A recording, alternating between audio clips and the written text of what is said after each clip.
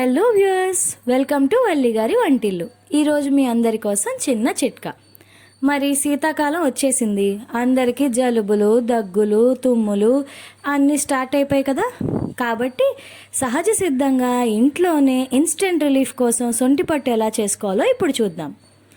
మరి దీనికి కావాల్సిన పదార్థాలు: చందనం పొడి, దుంప పసుపు కొమ్ము పొడి, శొంఠి పొడి, కర్పూరం, పచ్చకర్పూరం, మింట్. ఈ రెండు చాలా కొద్దిగా తీసుకోండి, ఎక్కువ వేస్తే మండే అవకాశం ఉంది. ఒక మిక్సీలో దుంప పసుపు కొమ్ము పొడి, చందనం పొడి, శొంఠి పొడి, మింటు, కర్పూరం, పచ్చకర్పూరం అన్నీ వేయండి. మింటు, కర్పూరం, పచ్చకర్పూరం మాత్రం చాలా కొద్దిగా వేసుకోండి, ఎందుకంటే ఎక్కువైతే మండే అవకాశం ఉంది. ఇది గ్రైండ్ చేసుకున్నాక పౌడర్ వస్తుంది. దీన్ని నీటిలో కలుపుకొని చెంపలకి, నుదుటికి వేసుకోండి. అప్పుడు అక్కడ వేడిలాగి మనకి తలనొప్పి, జలుబు, దగ్గు, కఫం అన్నీ పోతాయి. హాయిగా రిలాక్స్ అయినట్టు అనిపిస్తుంది.